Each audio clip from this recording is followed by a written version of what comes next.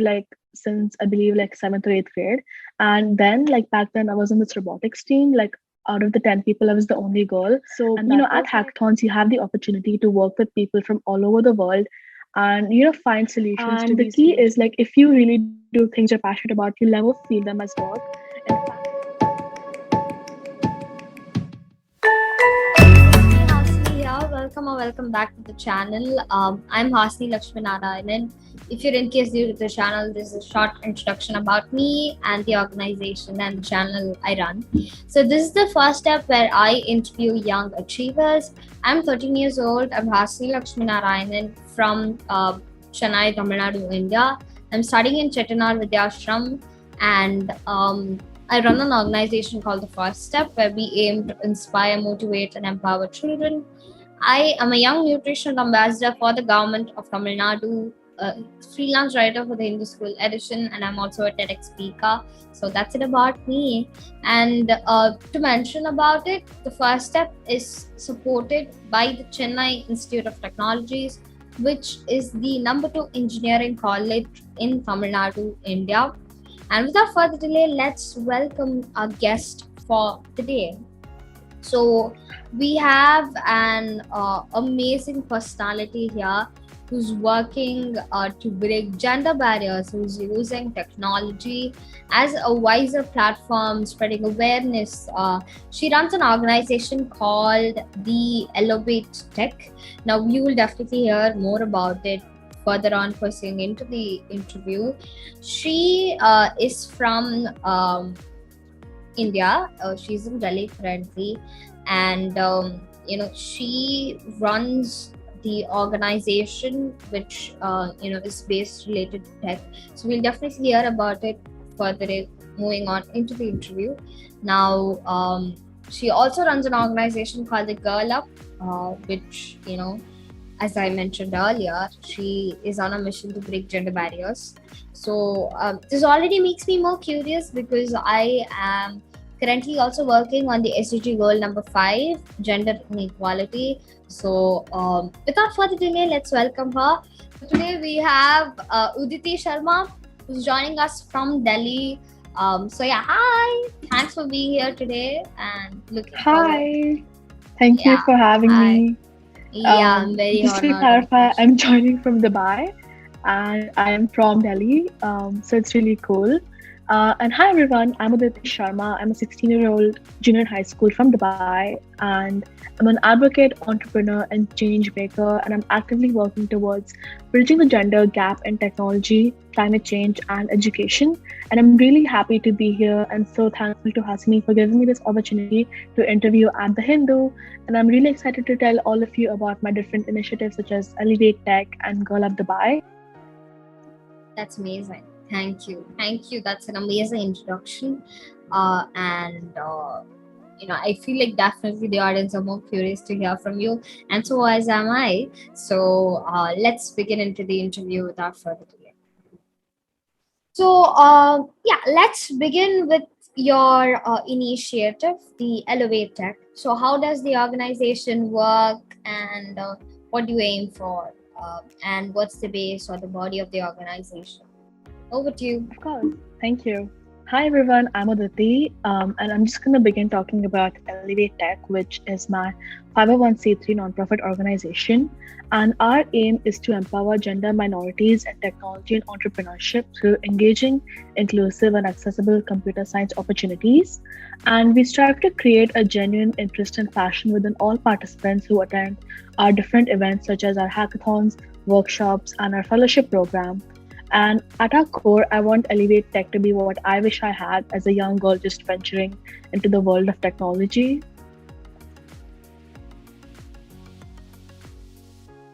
That's cool. I mean, that's really amazing. And I'm great that today's youth are working towards youth empowerment, and really, really happy for you.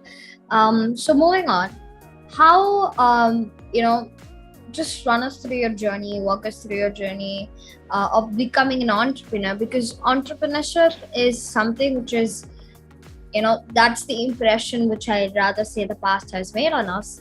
It's like some kind of boring subject, business, right? Mhm. So, but according to me, I definitely feel like entrepreneurship is more rather than just finance. So, what really prompted you to get into entrepreneurship? Of course, yeah. So Elevate Tech is a nonprofit I started during like the starting of COVID-19, which I believe is around like when my exams got over like for ninth grade, and I was just starting 10th grade like around March, April 2020. And so then of course like school went online and I had just so much free time, and I like use my free time to participate in different online opportunities like related to computer science, such as hackathons and conferences. But like over there, I always noticed that I was like one of the only few girls at these events. And feeling isolated in computer science related events such as hackathons and conferences, or even in my robotics team, was nothing new for me. So I've been into coding for like since I believe like seventh or eighth grade, and then like back then I was in this robotics team. Like out of the 10 people, I was the only girl, and that was like always such a isolating experience for me. But like especially during the lockdown, like as the world became more digital, I saw potential into turning these online computer science events into an avenue for increasing gender diversity in in the tech space. So you know this like kind of cuts to the starting of Elevate Tech. But back when I was just starting out, I didn't think I was gonna make this like a huge 501c3 nonprofit organization, like doing international events and things. Back at the time, like I didn't even know high schoolers could create their own nonprofits or startups. I was just doing like small workshops, teaching my friends and like people I met on girls I met on the internet about iOS development and web development, like just teaching people online. I didn't even realize I could make this huge nonprofit. But like, slowly our initiative just turned into like a much larger thing where more people said that they want to join. And currently our team has over 35 members from all over the world, and we have impacted over 30,000 individuals like overall, and we have had more than 5,000 people attend our events such as our hackathon and our fellowship program. So at our core, our events include our online workshops. We have held over 20 workshops, our flagship annual hackathon called Elevate Hacks, and our fellowship program, which I'll go into a bit more detail later on. But it became my mission to revolutionize the hackathon space into an accessible and engaging pathway for young girls and gender minorities to pursue technology. And seeing these young female hackers at Elevate Hacks just like so passionate about coding and making these amazing projects made me so hopeful for the future. Definitely, that's actually really incredible, because the fact that you're able to impact on so many people and breaking gender barriers, which is something which I've seen a lot of youth, especially in this generation, bringing it up as a topic. And when you say hackers, you don't see many women hackers, like girl hackers, and I'm really great that you're trying to break, or you have taken a step to break these gender barriers. Really proud. Thanks for the answer. Now moving on, what you talked about the hackathon which you've conducted, so let's just also talk about what kind of impact it created on the people, and just a little more detail about the hackathon, if possible. Definitely, yeah. So Elevate Hacks 1 was like the first iteration of our hackathon during July 2020. And this was a 48-hour event where we had over 600 young girls from over 50 countries from all over the world who like got together to build an app or website which aimed to solve a problem in their community. So we had over 65 products developed by the end of the event, and we had a diverse range of project ideas, including apps to reduce carbon emissions, empower other girls in STEM, and provide accessible aid to refugees. So it was so amazing because these girls just came up with these amazing app ideas which can really change the world within such little time. So we provided our attendees with workshops, games, and panels to keep them engaged throughout the event. So during those 48 hours, we held over 12 workshops teaching things such as web development, iOS development, machine learning, and much more. And we hosted 2 panels with women in tech from like so many big companies like Facebook and Microsoft, just to like let our participants interact with these women and like have them as role models. And we also had over 20 volunteers and mentors and judges. Like a huge shout out to them for making the event possible. And for me personally, my favorite thing about hackathons in general, like the reason why I created this Elevate Hacks hackathon was because I attended other hackathons which I really liked. Apart from the workshops and networking, which is an amazing thing about hackathons, is the collaborative aspect of it. So, at hackathons, you have the opportunity to work with people from all over the world and find solutions to these huge global problems, such as I mentioned, like our participants did too. And I think a big flaw in the way computer science is taught in schools is that you always think that coding is this thing where you're just sitting in your room like coding for 12 hours straight. But like, as you know, that's so different from how it actually works. So I think hackathons give this people this opportunity to collaborate and create tools which have a real world impact. And it makes me like so happy to see, like it fills me with joy seeing all the amazing apps and websites our participants came up with in the limited time. And going back to your, like, as you were talking about entrepreneurship and how people think it's boring, I strongly believe that technology and entrepreneurship is the best tools out there to solve the world's most pressing problems. And it's really important to make the youth understand how we can combine technology and entrepreneurship to create social change. And even in the youth, especially, I think it's really important to make sure that like girls are a part of this revolution too, because like the term hacker, coder, you always think it's just men, these guys just sitting in their hoodies and coding all day long, but that's so far from the truth. And I think organizations like Elevate Tech and all the different like women friendly hackathons, they are doing this amazing part in like redefining what it really means to be a hacker. And I'm really happy to see all the other amazing organizations that have a similar mission of us, like to empower girls in tech. That's actually insane and really informative. Thanks for that. Yeah. So I wanted to. Do you want to add up? Yeah, of course. Yeah. As I mentioned previously about the fellowship program. So, after the hackathon, we did a few surveys to understand our hacker experience and how we could better ourselves in future events. This is a thing we do after like all of our workshops and our sessions. We always like send out forms to people to like ask them how we can improve.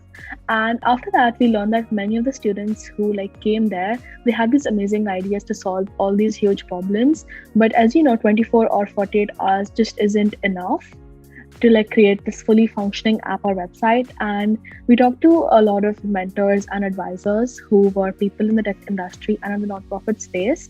And then we decided to host an extended program called the Elevate Tech Fellowship. So this is a 3-month long Tech for Social Good grant-based program where girls are paired in groups of 4 according to their experience, and they build ideas to on their ideas to like make apps and websites with support of our workshops and our mentors. And we also give them stipends to help them build their projects. Yeah, that's great. That's amazing. And I'm glad that there are so many girl children who are able to fit into a community and make interactions with so many other people, learning on how to work, which I definitely think is one of the most important qualities of a true entrepreneur. And of course, talking about the technology part, use it wisely, because I definitely feel like it's an amazing platform for you to develop your profile. And I'm glad that you're passing on that message to millions out there. So yeah, thanks for that. Moving on. So tell us about your experience being apart from the Girl Up Dubai. What do you aim for? Yeah, so moving on from like the whole technology talk that might have gotten a little boring for some people like who aren't that much into technology. So I'm the founder and president at Girl Up Dubai, which is a part of Girl Up, United Nations Foundation. And at this club, I lead a team of 15 core members and 25 club members. So what Girl Up Dubai is that like we have a mission to spread the message of gender equality awareness in our community that is in Dubai.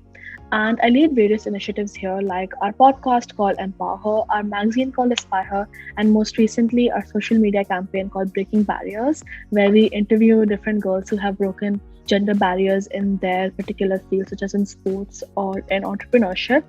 And in addition to like running the club, I'm the president of the Dubai Coalition, where I lead a coalition board and oversee the different clubs in Dubai.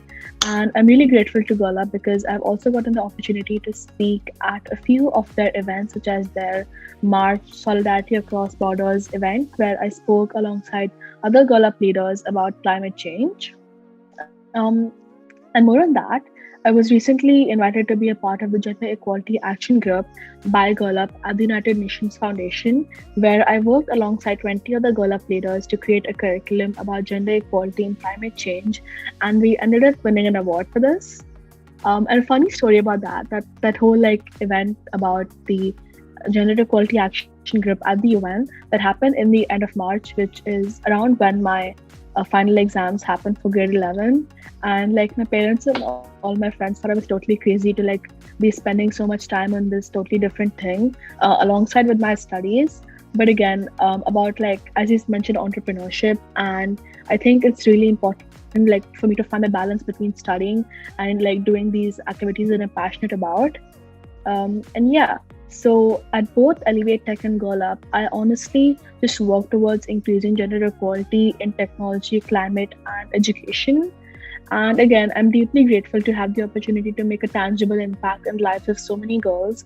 There's a privilege that comes with like working on these initiatives that me and you have, because there are so many other amazing leaders in different parts of the world who just don't have the resources to create the change that they want to create. And yeah. Great, that's amazing. And what you said is definitely true. I agree with that. And this just makes me more curious to hear from you more, and I hope the audience are cheered too as well.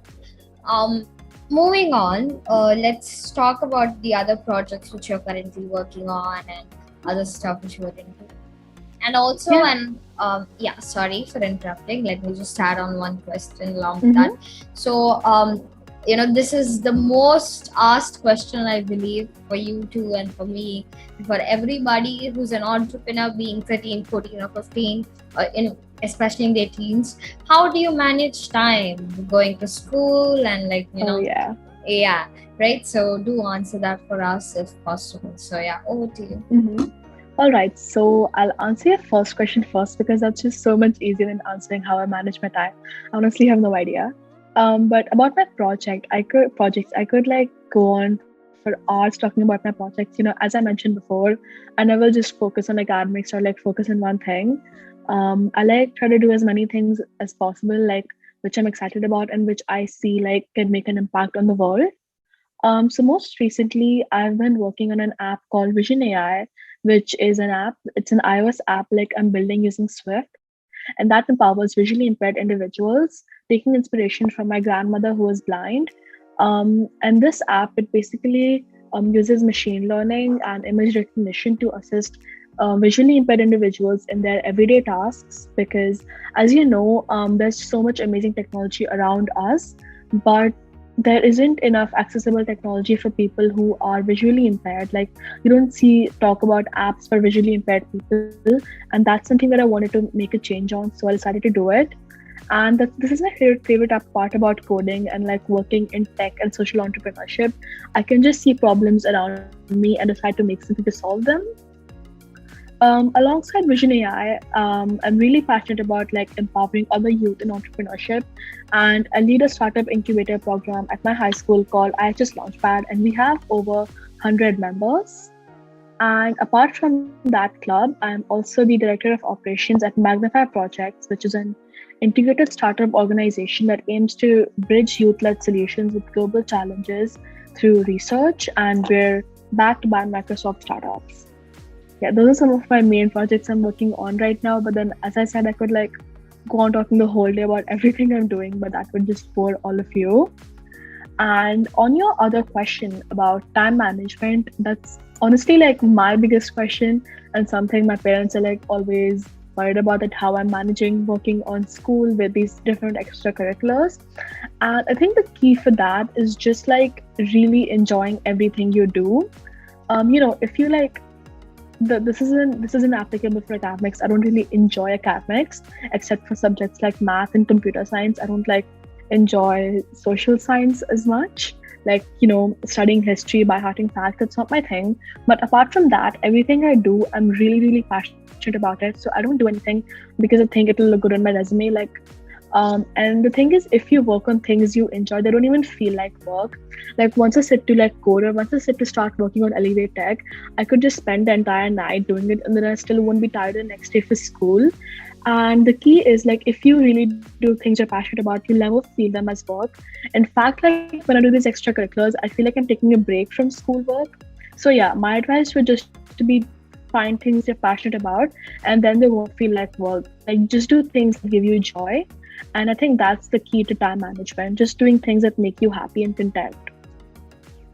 That's so true because when you do something which you love, you just don't, you feel like it's just 2 minutes of work, but you might do it for bundle of minutes. But when you feel, this is a say, right, you sit in a history class, because history is my personal favorite subject, let's say history for now. I feel like history periods are just ending up in 10 minutes, but it's actually 30 to 45 minutes. When it comes to physics, I find it very boring. I feel it's 2 hours of period, but it's in reality it's just 30 minutes. So the same way, when you love doing something, you just don't figure out if you actually need time for it, because you naturally do it for your own happiness. So that's an amazing advice to pass on. Thank you for that. Now moving on, what are your other hobbies? Who's your inspiration? Who's your role model? And who basically made you do all of this? Yeah. Think about, I'm always really bogged on with all my extracurriculars and other work, but I think my main few hobbies which really give me a break is reading books. So I love reading nonfiction books, especially about things like technology, startups, entrepreneurship. And this is a question I get a lot. My favorite book, which has got to be Freakonomics by Stephen J. Dubner and Stephen Levitt, and Sapiens by Yuval Noah Harari, the whole Sapiens series. Those books really give me a perspective and make me think about the world, which is just so much larger than me. And they just make you realize how small your part is in the huge world, and how amazing history history of the world is. And that's why I just love reading books so much, because they can give me so much perspective. And I always encourage other high schoolers to read more books too. And apart from reading books, I also really enjoy baking. I have a food blog, and normal stuff like hanging out with my family and friends on the weekends. And about my inspiration, again, this is a question which everyone really asks you. And to be honest, I never have an answer for this. I don't think I have one specific person who gives me inspiration, because I just don't think that's possible, because everyone has different stories. But then people who give me inspiration are just women all over the world who break gender stereotypes and step out of their comfort zone to achieve great things. And I think just women all over the world who do all these amazing things, especially in the Middle East, where women are usually discriminated against, and then they stand up for themselves. I think that gives me a lot of inspiration. That's really cool, and amazing to hear about. I love baking too, until all cakes supposedly turned out to be somewhat disgusting. But that's a different story. Let's move on from that, because it was really hard to recover from that, because I couldn't stop myself from baking and stop ruining all my mom's kitchen appliances. So it's kind of a bad story. One last question, I would say. If there is one thing you want to change in this society, what would that be? And if there is some advice you want to pass on to people watching, what's that? So over to you. Yeah, that's a really cool question, because just looking around you, there's always things that are so wrong with the world. But I believe if there could be one thing that I could change in the society, it would just be the lack of opportunities.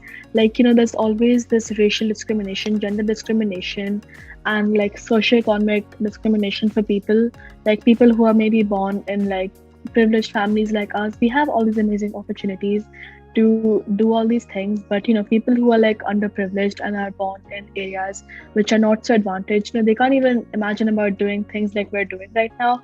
And I find that so unfair. Like, I think it's really bad that people just get opportunities because of where they're born from and how much privilege they have. And this obviously includes me and you. So I think if there could be one thing I want to change about the world, is the unequal playing field and how bad some people have it, because of factors they can't control. And I think that is being solved right now. There are so many amazing education nonprofits like Khan Academy who are really bridging this socioeconomic divide and opportunities. And I'm excited like for the world, because again, with technology there are so many amazing things happening. And technology really is the key to solve all these problems. So it's cool to see so many more people going into technology and using technology for social good. And one final word for the audience, like, if you're still in high school, I really encourage you to venture out of academics and pursue extracurriculars that you're passionate about. Just do things that make you happy and content, and like you will find success. um, and in terms of future plans, I'm currently in 11th grade. So in college, I hope to study computer science with a dual major in gender studies or public policy.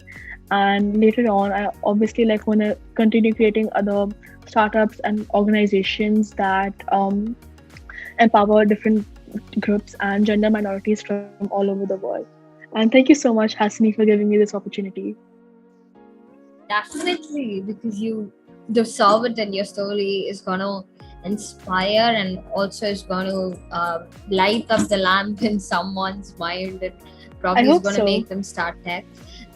Yeah, me too, of course. Thanks for being here today. Thanks for passing on a very powerful message. And yeah, I think she made it very clear. I might not have to put it up again in here, but definitely entrepreneurship is an amazing skill, and I'm really amazed by the fact that you're using it so wisely along with technology, and creating a positive impact using technology, which not many people are doing in this young generation, rather than being addicted to a lot of social platforms and technology. So yeah, best of luck for you and for your future endeavors. Thank you so much for being here today. And yeah, keep inspiring, keep impacting on many more other people. Best of luck for the organization. Thanks for being here. If you guys watched the video and you liked it, please don't forget to like, share, and subscribe to the channel. Click on the bell icon Of course, for further super support updates. Hasani and the first step. This is an amazing organization. Please, it does take a lot of effort to do one video. So yeah, give us some help and support. So don't forget to like, share, and subscribe. Turn on your post notifications for further updates from the first step. And thank you so much. I'll see you all next week. Tara, bye bye. Stay safe. Cheers. Bye.